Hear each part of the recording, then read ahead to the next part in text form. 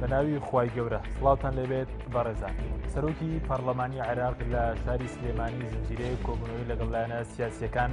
ئەنجامدا. سەلیم جبوری سەرۆکی پەرلەمانی عێراق لە سلێمانی لەگەڵ هەریەک لە لایەنەکانی یەکێتی نیشتیمانی و بزوتنەوەی گۆڕان و یەکگروپی ئیسلامی و کۆمەڵی ئیسلامی کۆبەوە. لە دانیشتەکانیدا لەگەڵ لایەنە سیاسیەکان سەلیم جبوری داوای لە پەرلەمانتارانی کورد کرد بگەڕێنەوە بۆ بەغداد. بە میوانداریەک لە بەڕێزان عەبدولقادر محەممەد ئەندامی پەرلەمانی عێراق و عادل نووری ئەندامی پەرلەمانی عێراق لە ستودیوی سەرکی هەروە لە ستودیۆکانمان لە شاری هەولێر زانا ڕۆسای ئەندامی پەرلەمانی عێراق تاوتوی سەدانەکەی سەلیم جبوری بۆ شاری سلێمانی دەکەین. سەرەتا ڕاپۆرتێک دەبین.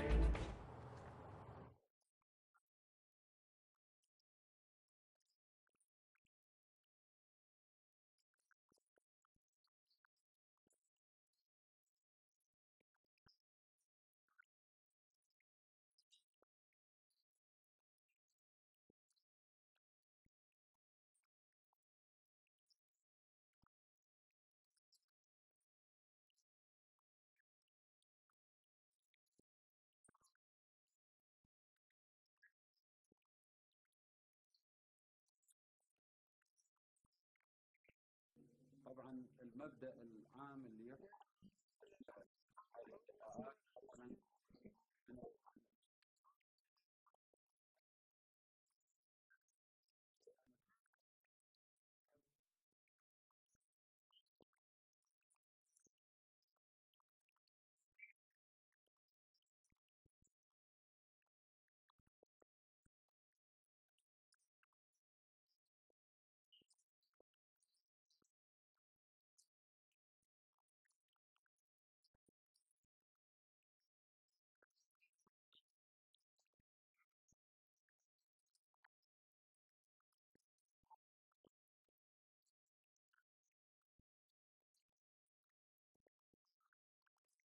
پێمان وایە وەکو کۆمەڵی ئیسلامی کوردستان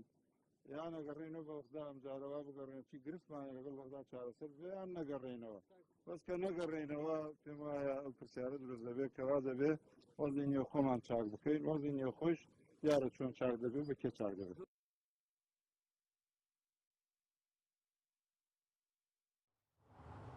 بەڵێ دووبارە سڵاوتان لە بینەرانی بەڕێز سوپاس بۆ میوانەکانم. کاک عەبدولقادر لەگەڵ لە بەڕێستانەوە دەست پێ بکەین سەبارەت بە هاتنی سەلیم جبوری بۆ شاری سلێمانی. ئاماجی هاتنی سەلیم جبوری بۆ شاری سلێمانی چی بوو؟ سپاس بۆ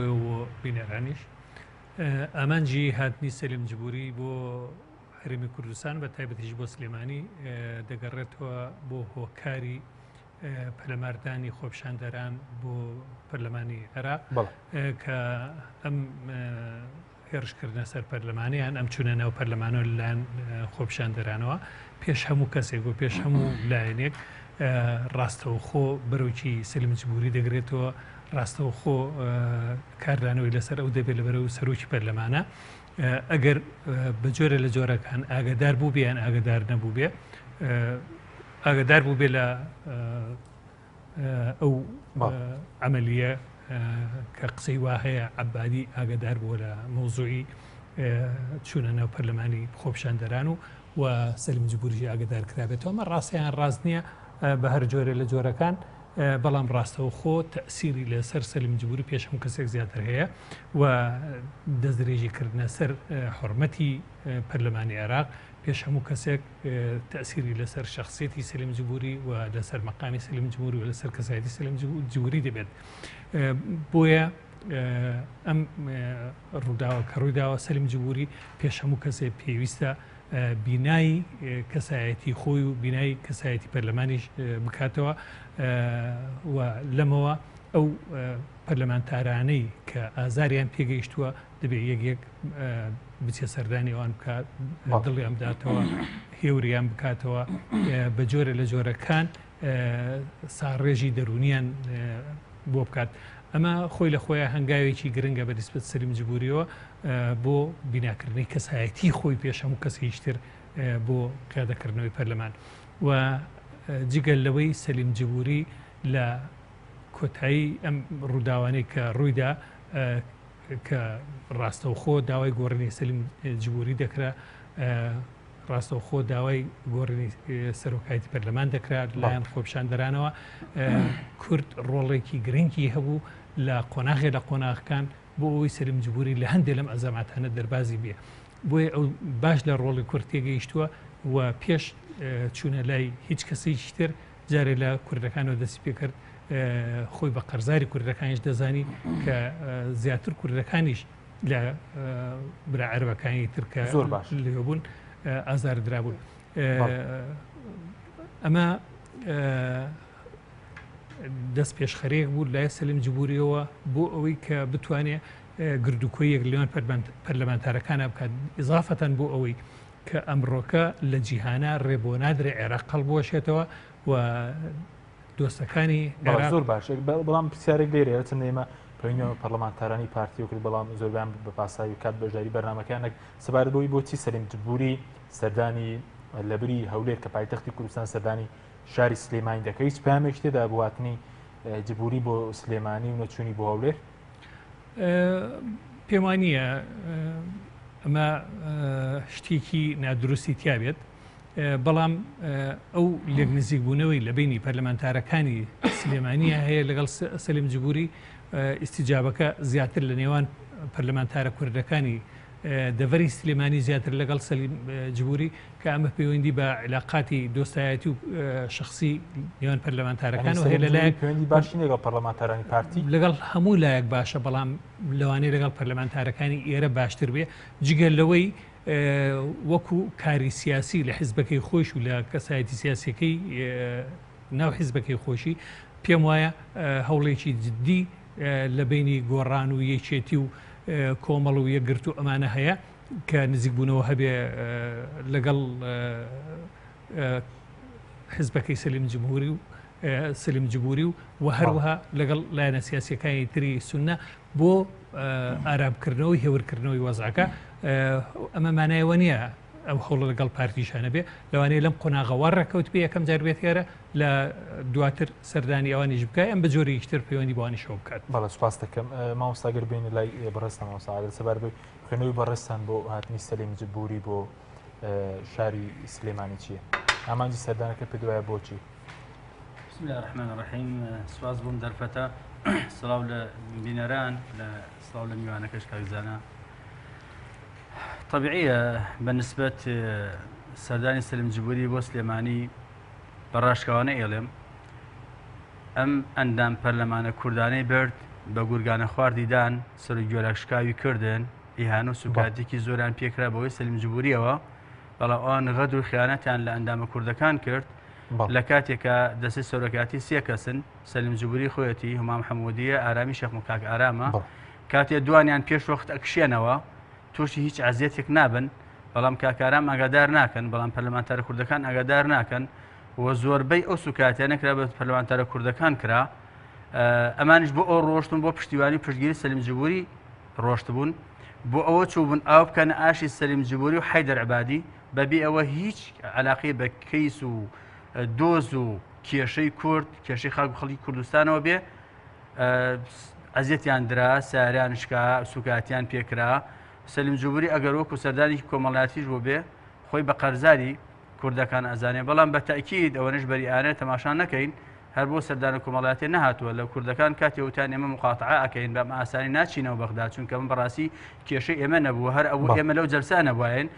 لە ئێستاشا ئێمە وەکو پەرلەمانتارانی مانگرتو ثلثی معطلین یعنی ئێمە پەرلەمانمان پەک خستووە و حکومەتیش پەکی خراوە کاتی کوردەکانیش ئامادەی دانیشتنەکان نابن پەرلەمان تەوا پەکی کەوتووە و سەلیم جبوری شەرعێتی نامێنێ وەکو نیەتی پێشتر ئێستا هاتوو بەنە ئەم سەردانە کۆمەڵایەتیەوە ماڵ بە ماڵ ئەگەڕێ بەوەی بازێکەندان پەرلەمان کۆکاتەوە بۆی جەلسەیەکی پێ بکە لەوە زیاتر هیچی نییە بەڵام بە دەستی خاڵی گەڕایەوە. بەڵێ ینی پێ دوایە پێشتر بەڕێز باسە لەوە کرد کە ئەنی جۆرێک لە ئاگداریە بۆ لەلایەن سەلیم جبوری بۆ ێرشکنە سەر پەرلەمان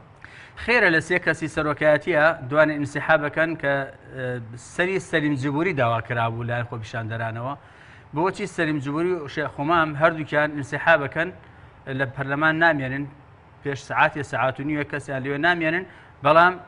کاک ئارام ئاگادار نەکەن کە دەرچێت لە پەرلەمان بۆچی بەس کوردەکانمانەوە زیاتر بۆچی لە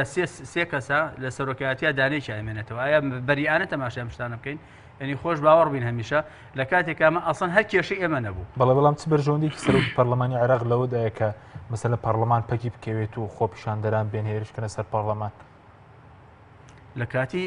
لە کاتی بیستنی هەواڵەکە چۆن سەلیم جبوری لەوێ نەبوو بۆچی لەوێ نەبوو مەسەلەن لە کاتێکا کە جەلسە زوو جەرەس لێ ئەدرا ئەبێ ئامادە بن بۆچی لەوێ نەبوون چۆن نەگیرا بۆ ئەو ئەندام پەرلەمانە کوردانی دووچاری ئەو هەموو زەحمەت و عەزیەت و سوکایەتی بوون بۆ بەر سەلیم جبوری و هەمام محەممەدی نەکەوت ینی بۆ کاک ئارام توش بوو ینی سێ کەسنی هەرچیان لەسەر سوکایەتی بەریانە تەماشای ئەمە بکەین من پێم وایە ئەمە مودەبەر بوو عەبادی تیا بەشدارە و جبوری تیا بەشدارە ئەگینە ئەو کە ئەگەر سەلیم جبوری خۆی تێبکەوتایە هەمام محەممەدی تێبکەوتایە ئەو کات ڕەنگە بەریانەتە تەماشا دواتە دەگرم و لای بەڕێستان ئەگەر بچین لای کاکزانە لە شاری هەولێر کاکزانە زۆر سوپاس بۆ ئامادە بوونێت دەمەوێت ڕای بەڕێزشی بزان بەسەر سەردانەکەی سەلیم جبوری بۆ هەرێمی کوردستان ینی پێ دوایە زیاتر سەردانێکی کۆمەڵایەتی بوو بۆ دڵدانەوەی پەرلەمانتارانی کورد یاخود ئامانجی سیاسیش لە پشت ئەم سەردانەی سەلیم جبوریەوەی بۆ شاری سلێمانی. زۆر سپاس بسم الله الرحمن الرحیم سڵاو ڕێزم بۆ هەردوو هاوڕێی خۆشەویست کاک مەلەقادر و مامۆستاعادر و بینەرانی ئازیز بێگومان بەدەر نییە لایەنە کۆمەڵایەتیەکە وەکو جەماعەت باسییان کرد بۆ دڵنەوایکردنی ئەو پەرلەمانتارە بەڕێزانەی کە دەست دەژیان خراستەر و سوکایەتیان پێکرا ئەمە کەمترین ئەرشی ئەخلاقیە لەسەر سەرۆشی پەرلەمان کە لە جێگلەکەی پێچێتەوە و لە سەرۆکوتلە و پەرلەمانتارەکانی تر و پێچێتەوە و بێت لە نزیکەوە ئاگاداری هەست و نەست و داخوازیەکانیشیان بێ. من بەس تاقیبێکی بچووک لەسەر قسەکەی مامۆستا عادل سەلیم جبوری سعاتێکیان سعات و نیوەیەک پێش ڕووداوەکە ئەوەی بەجێنەهێشت ئەم بە خۆم تا سعات 2-5 دقیقە لەوێ بووم مەوعیدی تیارەم هەبوو سعات 2-5 دقیقە بەڕێکەوتین بۆ فڕۆکخانەم هیچ لە ئارادا نەبوو. سەلیم جبوری هەر لە سەمنەسەکەی بوو چاوەڕوانی تاواکردنی ساوی قانونی بوو ڕووداوەکە تقریبان سعات 2:30 ڕوویدا یعنی ئەو پەڕی 10 دقەیەک یان 5 دقەیەک پێش ڕووداوەکە سەلیم جبوری و هەمام محەممەدی شوێنەکان بەجێهێشتووە ڕەنگە منیش گومانم هەبێلەوەی کە حەیدەر عەبادی دەستی هەیە لەم بابەتەوە ئاگاداری سەلیم جبوری کردبێتەوە کە ناوچەی سەوز بەجێ بێڵێ و ئەوەش ئەمێنێتەوە بۆ لێکۆڵینەوە و ئایا کاک ئارامی شێخ محەممەد بۆ خۆی متمانەی هەیە کە دەستی پێدانە بۆ بەڕێز سەلیم جبوری لەم بابەتیاننا ئەوە خۆی جێگری دووەمە و دەبێ خۆی لەم بابەتە بگاتە دڵنیایی و هەروە ئاڵاخانیش کە سەرۆکی کوتلەیەکێتی نیشتیمانی کوردستانە ئەگەر ئەو گومانەی هەبێ نابێت بە ئاسانی لێبوردن بکەین لەم بابەتەوە دەداچوونی بۆ بکەین و بە پێش زانیاری خۆم کاک وشار عەبدوڵڵا وەکو لیژنەی بەرگری و ناوخۆ داوای لێکۆڵینەوەی کردووە لەم زانیاریە بۆی بزانین داخۆ ئایا تەکبیرێک هەبوو لە ئارادا تەڵەیەک هەبوو بۆ پەرلەمانتارە کوردەکان بۆچی پەرلەمانتارە کوردەکان دەکرێنە ئامانج لەم ڕووداوەدا هاتی سەلیم جبوری بەشەشی زۆری بۆ دڵدانە و بەسەرکردنەوەی پەرلەمانتارەکان بۆ بەشی دووەمیشی ئەوەیە تەمەنۆک و سەرۆک پەرلەمانێک ئەبێ هەوڵ بدا کە پەرلەمان کۆکاتەوە سەریەک بەڵام بە بیر و ڕای خۆم بەڕێز سەلیم جبوری ئێستا لە لاوااسترین باریدایە ئەو پێگە بە قووەتەی نییە لە عێراق بتوانێت پەرلەمان کۆکاتەوە ئەوەی ئەمڕۆ دەتوانێت عێراق پەک بخات و ڕێک خاتەوە بەڕێز دکتۆر سەلیم جبوری نییە بەڵکو بە پلەیەک هاوپەیمانی نیشتیمانی شیعەکانە بە هەموو پێکاتەکانیانەوە بە دەوڵەتی قانونەوەکان دێشیان ئێستا لەگەڵ مامۆستا عادل بەرێشیان دروست کردووە و بەوانش کە لەگەڵ ڕەوتی سەدردانە هەموو هاوپەیمانی نیشتیمانیە ئەوان دەتوانیتیانە پرۆسەی سیاسی عێراق ڕابگرن و ئەوانش دەتوانن بناغەیەک دروستکەنەوە بۆ دیسان وەگەرکەوتنەوەی پرۆسە سیاسیەکە و لە خلالی دەستپێکردنەوەی کۆبوونەوەکانی پەرلەمان نەک بەڕێز سەلیم جبوری دکتۆر سەلیم ئێستا لەو پێگە بە قووەتەدانیە بتوانێت لاەنە زۆر باش زۆر باشە بەڕێزت وەکو پەرلەمانتارێک هیچ پەیامێکی سیاسی هەیە لە سەردانەکەی سەلیم جبوری بۆ شاری سلێمان ئایا پەیوەندی بۆ کە سەرجەم پەرلەمانتارانی پەلاماردرا و مەسەلەن کەوتونەتە سنووری شاری سلێمان یاخود پەیامێکی سیاسی تێدایە بۆ شاری هەولێر؟ نامن پێم وانە هیچ پەیامێکی تێدا هەبێ هەر ئەوەندەی ئەو توانێتی سەردانیەک پارێزگا بکە و زۆر بە ئەوانەی کە ئەو مەبەستی بوو بیان بینێت ئەو پەلاماردراوانە ئەوانەی کە سوکاتیان پێکرا سێ بەشێک لەو حیزبانەیە کە بینی ئەو ڕەنگە لە داهاتوش سەردانی هەولێریشی هەبێ. بەڵێ زۆر باش سەبارەت بە کۆبوونەوەی لەگەڵ لایەنە سیاسەکان ئەوەی کە لەگەڵ مەسەلەن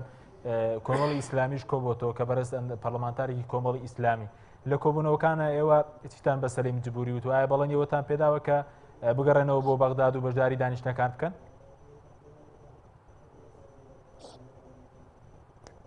طبعا من لە کۆبوونەوەکە نەبووم بەڵام زانیاریم هەیە کۆبوونەوەکە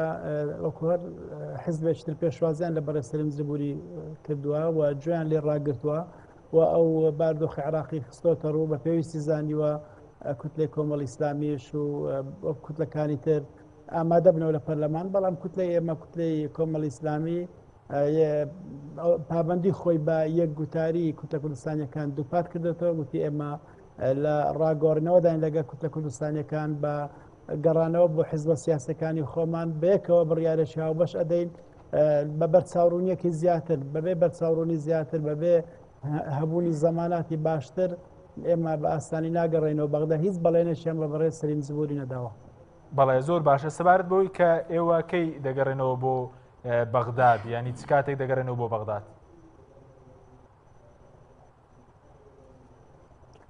ئەوەی کە ئێمە لەسەری نەوەکو کوتلە کوردستانیەکان کاتێک دەگەڕێنەوە بەغدا کە بەرچاومان ڕوون بێ کە هەڕەشە لەسەر پەرلەمان نەبێ کاتێک کە زۆرێک لە تەوافقی سیاسی دروست بێت نەک بەم شێوەی ئێستا کە هەموو لایەک پەرلەمانیان پەک خستووە کاتێکە کوتلەیەکی دیاریکراویان تەیارێکی دیاریکرا و هێزی زەماوەەر بەکارنێنێت لە بەرژەوەندی خۆی و فشار لەسەر ئیرادەی ئازادانەی پەرلەمانتارەکانی تر بەکاربێنێەوە هەروە کاتێکە هیچ کەسێک لە زیاتی پێکاتێک کورد بڕیار نەدا و بڕیاری چۆنیەتی بەشداریکردنی خۆمان لە کابینی حکوومەت بەدەست خۆمان بێ نەک کەسێک کە ئیرادەی خۆی لەسەرمان فەرزکە کاتێ ئەم زمینەیە دیترا لەبارە بۆ کۆبوونەوە ئەو کات ئێمە بە هاوبەشی حیزبە سیاسەکان ڕەنگە بڕیار بدەین بگەڕێنەوە بۆ کۆبوونەوە. بەڵێ زۆر سوپاس دواتە گەرم وڵای بەڕێزەکە عەبدولقادر بێم وڵای بەڕێستان سەبارەت بۆی کە پێتان وایە سەلیم جبوری ئامانجەکەی خۆی پێکاوە سەدانەکەی سەرکەوتوو یاخود نەیتوانی ینی متمانە بە لایەنە کوردیەکان بکات بۆی کە بگەڕێنەوە بۆ بەغداد؟ من پێم وایە سەلیم جبوری بۆ نەهاتووە ڕاستەوە خۆداوە لە پەرلەمانتارە کوردەکان بکات بۆی بگەڕێنەوە بۆ بەغا بەڵکو هەنگاوی یەکەمە بناغەدانانە بۆ ئەو کارە بەڵام ئەمە بەهێزکردنەوەی پەیوەندیەکان و بەهێزکردنەوەی دۆستایەتیەکەیە و پیشاندانی مشوری و خەمخۆریە بۆ پەرلەمانتارە کوردەکانیش بۆیە من پێم وایە ئەو بەشەی سەردانەکەی خۆی ئامانجەکەی پێکاوە و جگەلەوە گوێی لە ڕای پەرلەمانتارە کوردەکان و لایەنە سیاسە کوردەکانیش گرتووە کە ئەوان پامیان چییە هەڵوێستیان چۆنە بێ لە داهاتوە چۆن هەڵوێست وەرەگرن ڕوئیای کوردی بە تەواوی لەم دەڤەرەیە خوێندوێتەوە وەریگرتوێتەوە کە کورد بە یەک هەڵوێستی بە یەک دەنجی هەنگاوانێ بەرەو بەغا و ئەو کە ئەچێتەوە لە بەغاش لەگەڵ لایەنە سیاسیەکانی ترە لەگەڵ لایەنە سوننەکان و لایەنە شیعەکانیشە بە تەئکید پەیوەندی دەبێت لەم پەیوەندیانەیە ئەو دەتوانێت بە ناوی ڕوئیای کوردیشەوە هەنگاو بنێ بەرچاوی ڕوونە چۆن لەوێ هەنگاو بنێ بەنسبەت ڕوئیای کوردیەوە بۆیە من پێم وایە بەشێکی باشی ئامانجەکانی خۆی و سەفەریا پێکابێت. زۆر باشە بەڵام توانی متمانە بەلایەنەکە بکات بگەڕێنەوە بۆ بەغداد پەرلەمانتارانی کورد؟ من پێم وانییە ئەو بەرنامەی وا بوو بێ کە متمانەی پەرلەمانتارە کوردەکانیان لایەنە کوردەکان بەدەست بێنێ چونکە لایەنی کوردی ئەمڕۆ نییە زۆر لەمێژە لە ساحەی سیاسی عێراقیە فرامۆش کراوە بە تایبەتی لە سەردەمی حکوومەتەکەی حەیدەر عەبادیەوە کورد بە جۆرە لە جۆرەکان خراوەتە خانەی فرامۆشکردنەوە لەبەرەوەی تاوەکو ئێستاکانە لە هیچ هەنگاوێکە لە هیچ قۆناغێکە حەیدەر عەبادی نەیتوانیوە لەگەڵ کورد ڕێکەوتنیەکی گونجاو بێنێتە کایەوە کە هەردوو لا ڕێک بن لەسەر و هەردوو لا لەسەری بسازێن و هەردوو لا بتوانن جێبەجێ بکەن. من پێم وایە حەیدەر عەبادی لە ئاستی داخوازیەکانی گەلی کوردانیە لە ئاستی داخوازیەکانی شەعبی عێراقیشانیە و لە ئاسی ئەو پۆستەشانیە کە ئەو بەڕێوەی دەبا پێم وایە حەیدەر عەبادی شکستی هێناوە لە پەیوەندیەکانی لەگەڵ کورد و لە پەیوەندیەکانی لەگەڵ سوننە و پەیوەندیەکانی لەگەڵ خودی سوننە خودی شیعیشە بۆیە من پێم وانیە حەیدەر عەبادی لەم زەرفانەشە بەسەرکەوتووی بتوانێت ئەم قۆناغەش تێپەڕێنێ بەڵام ئەوەی کە بابەتەکان ڕائەگرێ وەزی عێراق ڕائەگرێ ئەهێڵێتەوە بار و زروفی ئێستاکانی عێراقا کە بار و زروفی ئێستاکانی عێراق بوار بەوە نادات کە عێراق لەوە زیاتر هەڵوەشێ عێراق لەوە زیاتر پاشاگەردانی تێدا بەرپا ببێ و لەوە زیاتر لێک بترازێ چونکو لەوە زیاتر لێک بترازێ لەوانەیە ببێتە هۆیەوەی جارێک کە داعش بتوانێت زۆر شوێنی تر لە عێراق بگرێتەوە. زۆر باشە دواترگرم بۆ لای بەرزکە ئالبێم و لای بەرزە سەبارەت بە بەرەکەیەوە پەرلەمانتارانی مانگرتوو بۆ نمونە پەرلەمانتارانی کورد مەرجیان هەیە بۆ گەڕانەوە بۆ بەغداد ئێوە لەگەڵ پەرلەمانتارانی کورد دەگەڕێنەوە بەغداد یاخود ئێوە کەی دەگەڕێنەوە بۆ بەغداد وەکو بۆ نمونە دوو پەرلەمانتارەی کورد لەبەرەی مانگرتوواندا. جەنابەت ئاگاداری ئێمە هەر پێش سی مانگ وە پێش 26 مانگ ئێمە لە بەیاننامەیەکە ئەومان ڕاگەیان کە ئێمە مقاتعە و ینی چۆن بڵێ مقاتعی هەموو جەلسەیەکەکەین لە پەرلەمان بە سەرۆکاتی ئەو دەستی سەرۆکاتی چونکە لایحەمان تەقدیم کردووە بە پێی یاسا ناتوان ئەوان ئیدارەی جەلسە بکەن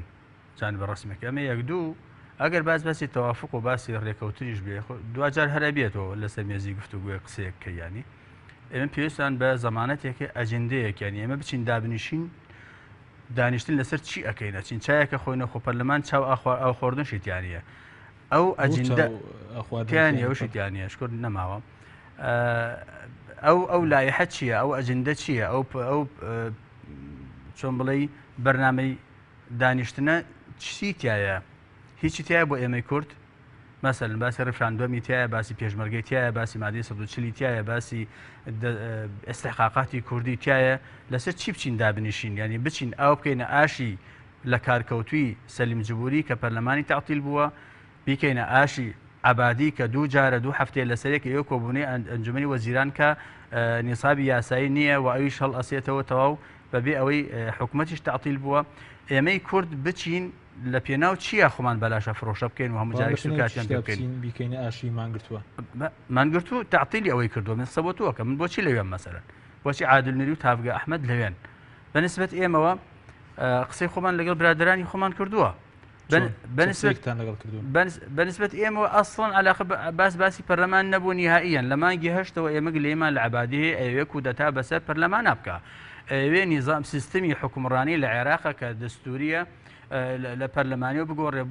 بۆ ڕیاسی کودەتایە کە بەسەر دەستورە و چەند جار خۆی باسی کردو و ئێمە ڕەتمان داوەتەوە دوو بە دووش پێم وتووە کاکەمە کودەتایەکی سپێت و ئەیکەی ئێمەی کورد کاک حەکیم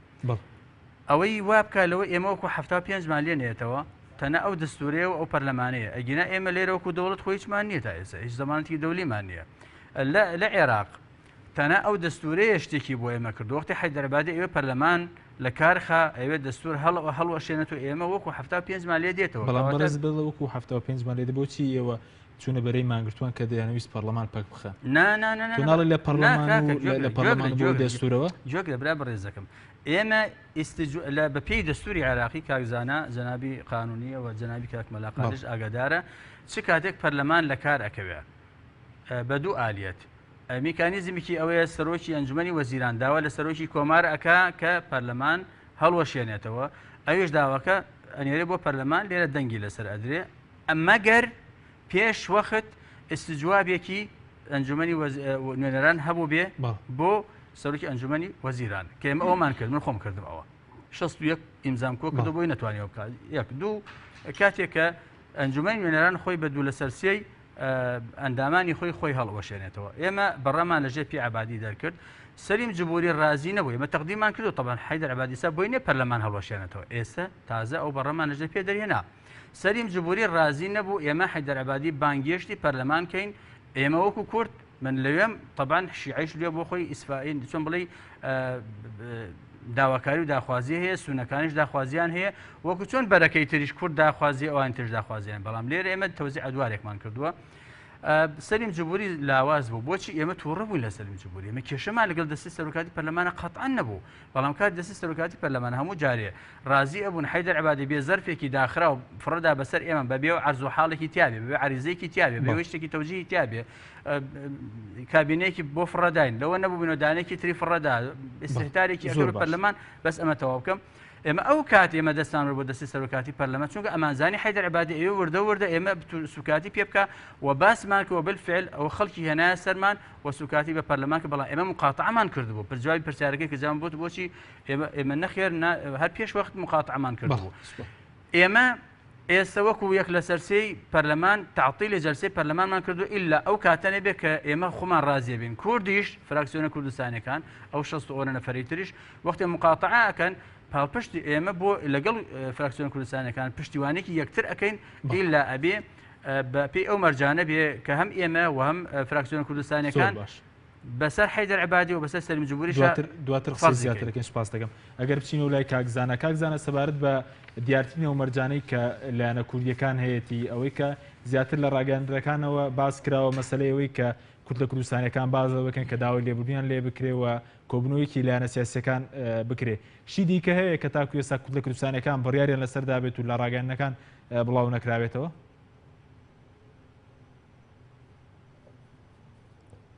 بەڵێ بێگومان ئەو شتانێکە لە ڕاگەاندن باز دەکرێت زیاتر بیرۆڕایی ئەو ئەندامانەیە کە قساکەن لە ڕاگەاندن بەڵام شتی فەرمی ئێمە تا ئێستا هیچ مەرجێشی دیاریکراومان دانەناوە بەڵام لە کۆبوونەوەی پێنج کورد لە کوردستانیەکە لە شاری سلێمانی بڕیار درراوە یاداشنامەیەک ئاراستەی حیزبە کوردستانیەکان بکرێت بە تایبەتی ئەو پێنج حیزبەی کە نوێنەریان هەیە لە بەغدا لە یاداشنامەکە سەردێکی تاریخی ڕووداوەکانی عێراق و ئەم پەرستانانەیەکی لەم دوایە چۆن گەیشتن بەو ئەنجامە کراوە پاشان لە کۆتاییدا 4 خاڵ خراوەتە بەردەم حیزبە سیاسی کوردستانیەکان یەکەمین خاڵ ئەوەیە کە ئێمە پێشنیار دەکەین مزەکەرە ئێمە بۆ حیزبەکان ئەوێ پەلە نەکەین لە گەڕانەوە بۆ بەغدا تا باردۆخێکی گونجاوتر دێتە ئاراوە دوام خاڵ ئەوەیە داوامان کردووە ئەو پێنجلانە سیاسیە لەسەر ئەم بابەتە کۆبنەوە و بە ئامادەبوونی سەرۆشی کوتلەکان بۆی دراستێکی ئەم بارودۆخە بکەن و بەیەکەوە بگەنە هەڵوێستێکی دیاریکراوە بۆی بڕیارەکە بڕیارێکی گشتی بێت تەنها فراکسیۆنەکان تەحملی بڕیارەکە نەکەن بە سون و بە نەچوونەوە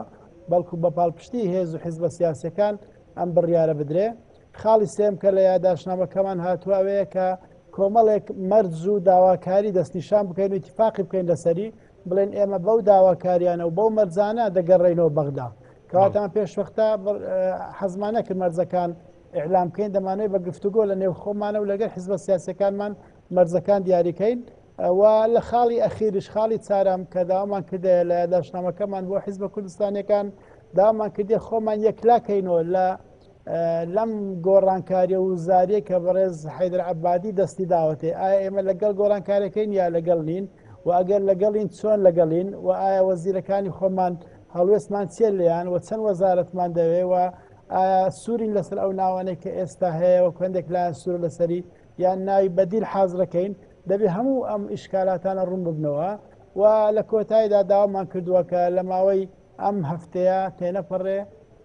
حیزبە سیاسەکانی کوردستان کۆبوونەوەشی بە پەلە بکەن لە نێو خۆیان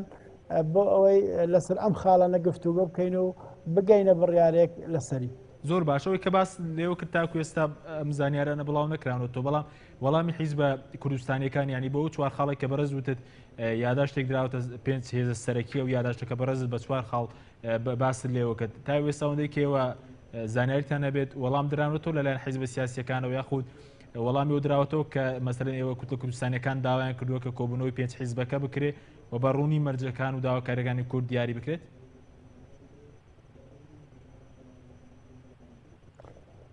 تا ئێستا وەڵامێکی گشتی وەرنەژیراوەتەوە بەڵام هەر کوتلێک لەگەر حیزبەکەی خۆی کە قسەی کردووە تقریبن وەڵامێکی لایە بۆ نمونە ئێمە لە کۆمەڵی ئیسلامی تەواوی دەسەڵاتی داوەتە بە فراکسیۆنی کۆمەڵی ئیسلامی لەسەر ئەم خاڵانە چ هەڵوێستێکی وەرگرت ئێمە پشتیوانی لێ دەکەین و پێیان وایە کۆمەڵی ئیسلامی پێی وایە مەرج نییە 5 حیزبەکەش کۆب بێتەوە گرنگە هەر حیزبێک بیرۆبۆچوونەکانی خۆی بداتە فراکسیۆنەکەی خۆی یان فراکسیۆنەکەی خۆی تەخویل بکا بە وەرگرتنی بڕیارێک لەسەری ئەمەش دەکرێت ئەگەر کۆبنەوەکەش هەر پێنج حیزبەکەش بێکەوە کۆ نەبێتەوە هەر حیزبێک ئەتوانێت بۆ خۆی دانیشێ و بیرۆبۆچوونەکان بداتە فراکسیۆنەکەی خۆی و پاشان فراکسیۆنەکان کۆبوونەوە بکەن و ئەم بیرۆبۆچوونانە یەک بخەن و بە یەک بڕیارنامە بەرامبەر بەغدا بوەستنەوە. زۆر باشە بەڵام ئەوەی کە پێشتر بەڕێزت باسە کرد لەوی یاداشتێک کە دراوە بە حیزبە سیاسەکانی کە لە داواکاران کۆبوونەوەی پێنج حیزبەکە پێشتریش مەسەلا کۆمەڵی ئیسلامی لە سیلیسان داوایە و کۆبوونەوەی لایەنە سیاسەکانی کردبوو.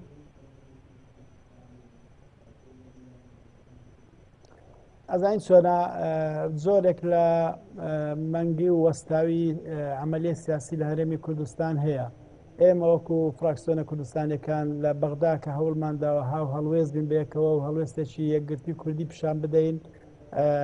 مای دڵخۆشی جەماوەری کوردستان بۆ مای دەستخۆشی حیزبەکانیشمان بووە. ئێمە ئومێد دەکەین کە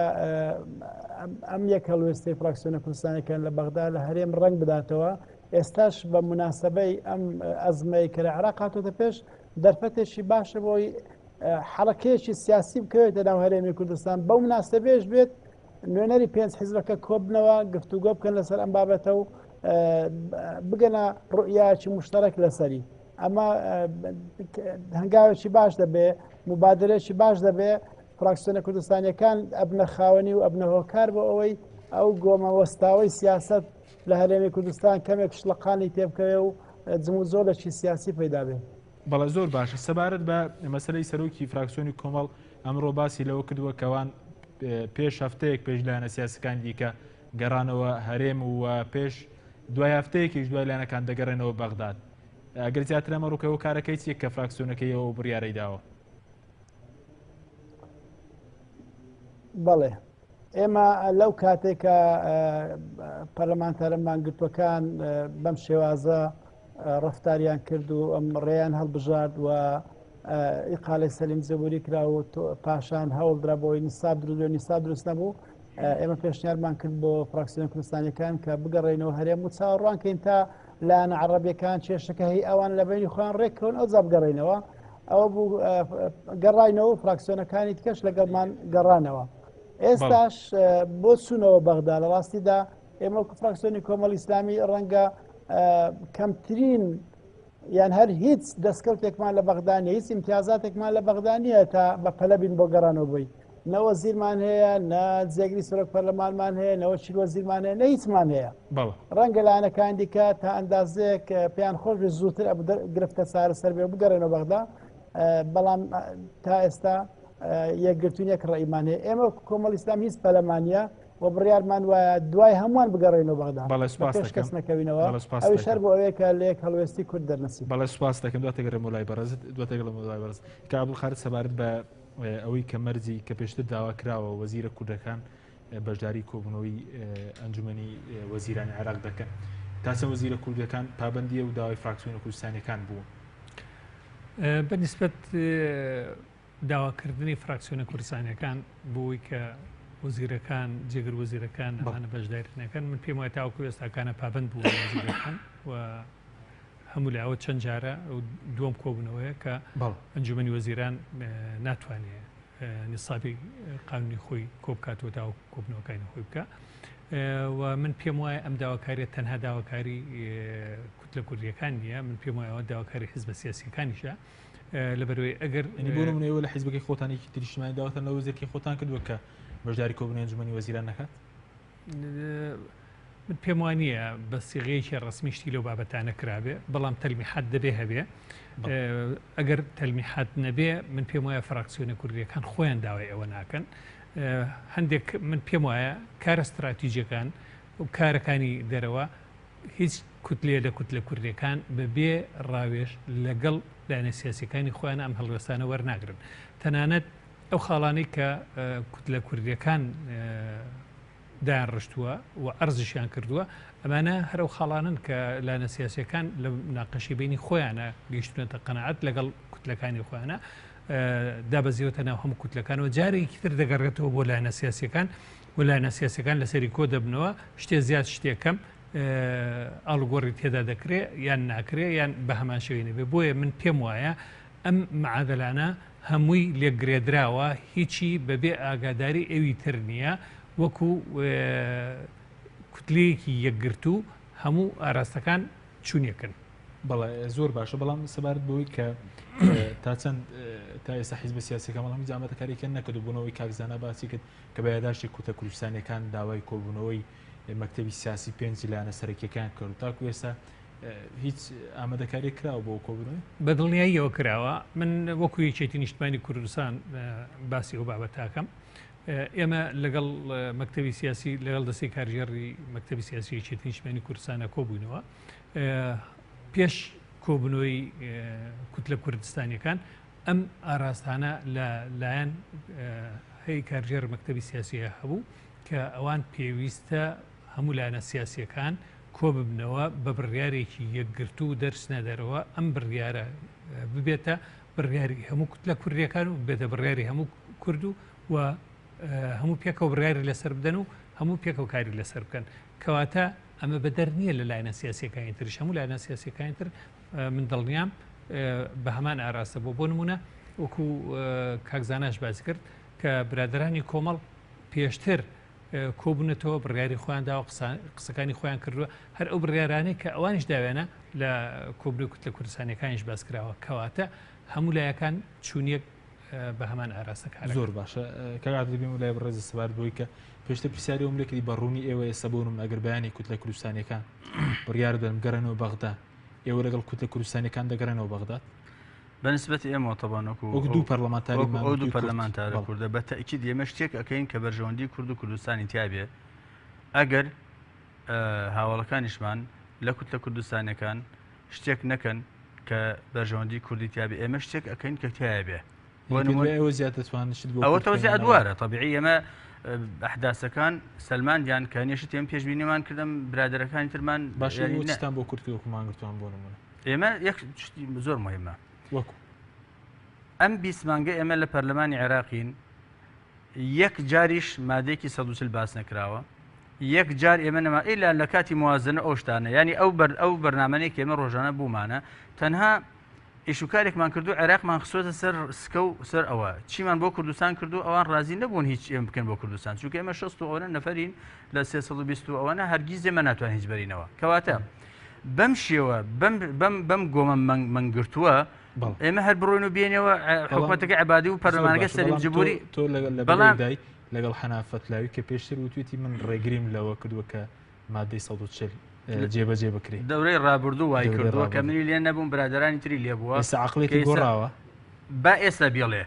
ئەو کاتە و توێتی کە برادرانی تر ماسماچێران لەگەڵا کردووە و دەستە خۆشەکانی هەڵبەتون بەستن ئەوەیە ئەمە یەک دوو حەنان فەتلاوی ئەو خەڵکانەی تر دەعوەتیان کردووە بۆ شوقەکانی خۆیان و سفریان بۆ ڕازاندوێتەوە کاکە حەنان فەتلاوی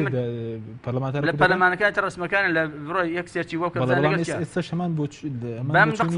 قسەکەم تەواوکەم یەک حەنان فەتلاوی تاکە کەسێک کە مەلەفی لەسەر حەنان فەتلاوی تەقدیم کردو بۆ نەزاها وەشکاتی لێ کردو عادل نووری بووە کەسێکی ترنەوە ئێستش قسەم لەگەڵی نییە مەشعان جبوری جاری پێشوش عادل نووری بۆ دەری کرد لەسەر مەسەلەی شهادەتە زویرەکەی و سەلیم جبوری بۆ هێنایەوە و ئەویشە ئێستا پشتیوانیش لێەکە مەلەفی تر بەڵام ئێستا مەشعان جبوری و عادل نووری و حەنان فەتلاوی هەمویان بێگرێدا آخر باشتەکان تێکەڵ نەبێ ئەوانە ئەندایم پەرلەمانی عێراقن لەم بەرەبن لەو بەرەبن ئێمە مقاطعە بکەن ممانعە بکەن هەرچی ئەوان ئەندامان پەرلەمانی عێراقن خۆ پێش ئەم دوو هەفتە هەر ئەندام پەرلەمان بوون هەر لەگەڵ ئەندامانەی دیان و ئەڕۆن وەکو عەرزم کردی دەعوەتکردن هەیە شتکردن هەیە من بەرەیەک لە بەرەیەکین خەڵکی ترشی تێ ئەمە یەک دوو ئەو بەرەی من دروست بکە پێویستم بە دەنگە لە پەرلەمانە عادەت وایە دەنگی ئیبلیس و دەنگی قدیسێک وەک وایە ئێتە ئەمە وەڵا چاکە و خراپە ئەگەر تۆ بە ئیبلیسیشی دابنی پێویستیان بەدەنگ ئێستا ئێمەی کورد خۆزگە ئێمەی کورد مەسەلەن 40 نەفەر 60 نەفەر 100 نەفەری وەکو حەنان فەتلاوی و مەشعان جبوری جیاتی ئەوەی دژی ئێمە بوەسان لەگەڵمان بوەسیان باشتر بوو پەنجە بەرزکردنەوەیکی ئەوان دەنگێکی ئەوان بۆ ئێمە هەروەکو دەنگێکی کورد وایە بەنسبەت ئێمە جا ئەوە چاواشەکارێکە ئەعلام ڕاگەاندن ئەیکا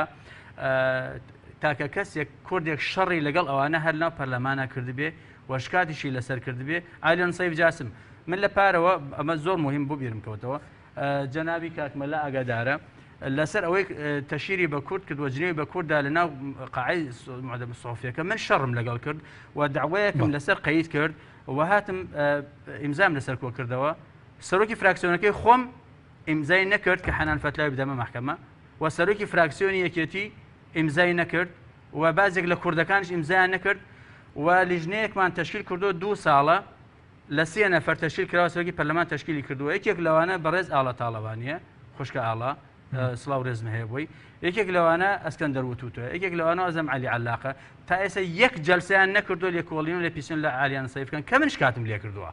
داوای 5 خاڵم لێ کردو یەکەم ئەبێ داوای لێبوردن لە کورتکە عقوبە بدرێت لەسەر دەستوری پێشێل کردووە 5 خاڵە تا ئێستا جەلس ئەوە منم شەڕم لەگەڵ کردوون ئەوە منم داوام لەسەر قەید کردوون ئەوە منم داوای مافی کوردم کردووە بەڵام چاواشە کارێکی ئەمە یەک دوو ئەو پێشبینیانە کە ئێمە کردمان لە چەند لە دەڕۆژ و 5 ڕۆژ ڕابردووە پێشبینەکان ئێمە ڕاست دەرچوو ئێتە با نەفەرێکیش بی جاری خوشەرت نییە لەگەڵ ڕێز و حرمەت و سپاسم بۆ برادەرەکەمە ئێمە ڕامان وا نەبوو ئەم بەڕێزانە بچنە ژوورەوە ڕۆژنە ژوور و عەزیەتیان بوو بەداخەوە ئەمە یەک دوو شتێکی ترشەیە مامۆستازانە بیری خستنەوە کۆمەڵی تەوان 5 فراکسیۆنەکە باسیێوان کردیان ئێمە هەمومان یەکڕاین و یەک ڕێزی ماڵی کوردی بەڵام یەک دوو جەلسە من ئاگادارم کۆمەڵی ئیسلامی هەر نەچوونە ژوورەوە هەر بەشداریش نەبوون هەر نەشڕۆشت بوونەوە کەواتە یەک ڕێزی ماڵی کورد ئەی تو ئەگەر یەک ڕێزی ماڵی کوردی بۆ ناچی لەگەڵیان بچتە ژوورەوە بۆ دەنگ نادێ لەگەڵیان بۆچی هەفتەیەک پێش دێتەوە هەفتەیە دوات ئەچیتەوە زۆر باش ینی قسەیەکە ئەبێت جێگەی زۆر باش سپاس دەکەم کاکزان ئەگەر بین و لای بەڕێز باش ئێوەش وەکو کاگعادە دەڵێ بۆچی مەسەرەن ناس ناندێک کۆبوونەوە بڕیار دەدەن هەفتەیەک پێشتر بێنەوە هەفتەیەکیش دواتر بڕۆنەوە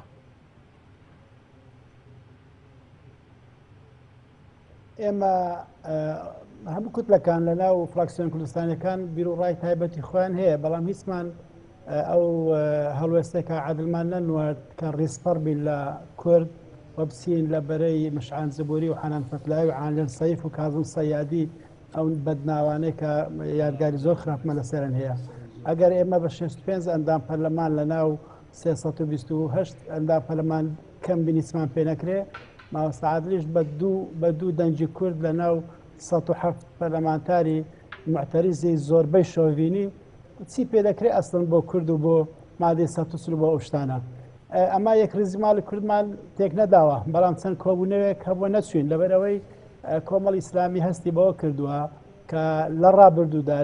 لە کاتی جەمعی وەتانی لە کاتی خولی یەکەمی مەجلیسی نواب لە خولی دووەمی مەجلیسی نواب لە هەموو هەڵوێستەکان کۆمەڵ ئیسلامی لەگەڵ هەڵپەیمانی کوردستانیدا بووە بەڵام لە کۆتاییدا کە هاتینە سەردا بەشکردنی پۆست و پلە و ئیمتیازات و بەرپرسیارەتەکان وەزیر و وەکیل وەزیر و ڕاوێژکار و سەفیر و مدیر عامیان لە بینی خۆیان دابەش کردیە و کۆمەڵ ئیسلامیش بەخێر بێسە چاو و پیاوە حیاتەکەی بەڵام ئەو جارە ئێمە وەکو فراکسیۆنی کۆمەڵ ئیسلامی بەڕاشکاوی بە هاوڕەکانی خۆمان گوت کاکە لەم خولامە نابێت دووبارە بێتەوە یان لە ئێستاوە زەمانەتمان ئەدەنێکە ئێمە لە نێو خۆمانە بە عەدالەت و بەیەکەوە کار دەکەین وەشتی ژێر بەژێر نابێ یان ئێمە بۆ خۆمان ئیتیساڵاتی خۆمان دەکەین و لە مەسەلەنەتەوەی نیشتیمانیەکانیش ڕیسپەر ناوین بەی شێوەیە یعنی چەند کۆبوونەیە کە ئێمە نەچوین تا ئەو کاتێ چار حیزبەکە لە سلێمانی کۆبۆ و یەکێ لە خاڵەکان کە ئیمزان کرد لە داهاتوودا ئەم حیزبانە هەرچی بێکەوە بڕیارەدەن و بێکەوە کارەکەن و هەروە سەر فراکسیۆنەکانیش لە بەغدا لە لای خوانە ئەوەندەی دەسەڵاتیان هەبێت تەکیدیان لەو مەبدەا کردەوە کە ئێمە یەکتر بەجێنارین و لە خێر و شەڕ بێکەوە بەشدار دەبین نەچوونی کۆمەڵ ئیسلامی لۆ چەند کۆبوونەیەکیان لە داهاتووش ڕەنگە بۆ کۆبوونەی تر نەچێ بە هیچ شێوەیەک نابێت بەومانە لێک بدرێتەوە کە ئێمە یەک ڕزی ماڵی کوردمان لەکەدار کردووە چونکە ئێمە لە بەیان نامەکان لە هەڵوێستەکان هەر بێکەوە بووین بەڵام پەیامێک بووگانمانە فراکسیۆنەکانی تر و ئەوانی شوەریان کرد بە سوپاس زۆر باشە دواتە گەر دەرفەتە بدەین بۆ لای بەڕێزت عەبدولقادر سەبارەت بە ئەوەی کە ئێستا هەوڵ هەیە بۆی کە لەم هەفتەیە دانیشتنێکی پەرلەمانی عێراق بەرەوەی بچی بۆی پەرلەمانی عێراق بەلەوەی بگاتە پازەیمان کە پشوو دەست پێ دەکات کۆبوونەوەی ئەنجام بدات پێشەوەی بێمە سەر وەڵامیەوە تاقیبێک لەسەر قسەکەی مامۆستا عادل دەربارەی ئەو لیژنەی کە تەشکیل کراوە کە ئاڵاخانیشی تایە من خۆماگام لێ ئاڵاخان چەند جار هەوڵی ئەوەی داوە کە لێکۆڵینەوە لە عالیە بکرێ بەڵام گروپە سیاسیەکانی تر ڕازی نەبوون و نەهاتوونەتە بەربارەی ئەوەی کە بەڵێ دەربارەی پرسیارەکەی جەنابەت بەتەکید هەوڵی ئەوە هەیە دۆستەکانی عێراق لە هەموو لای هەوڵی ئەوادەن و ئەمریکا خۆی نوێنەریان نار بۆ لای سەلیم جبوری کە تەشجیعیان کرد لەگەڵ حەیدەر عەبادی قسە کراوە لەگەڵ سەرۆک کۆمار قسە کراوە سەرۆک کۆمار لەگەڵ لایەنە سیاسیەکانی تری عێراق کەوتوتە مفاوەزات و گفتوگۆکردن هەوڵ لە ئارایە بۆ ئەوەی کە بتوانرێەوە بکرێ بەڵام ئایا ئەمە سەرکەوتو دەبێ کاریان سەرکەوتو نەبێ شەرت نیە سەرکەوتو بێ بەڵام بەس ئێستا کورد بەس کورد مەسەرەن جگە لە مانگتوان و کورد مەسەن دانیشەکان هەڵپەسادووە خوتاوپەیمانی شیعەش ئەوان جگە لە مەسەرەن لە سەدر لایەنەکانی دیکە لەگەڵ کۆبوونەوەدان وەندەی کێواگەدار بن تاوەکو ئێستاکانە بە شێوەیەکی سەرەکی زۆربەی لایەنەکان لەگەڵ کۆبنەوە نین ئامادەنین کە کۆبنەوەکان بکرێ و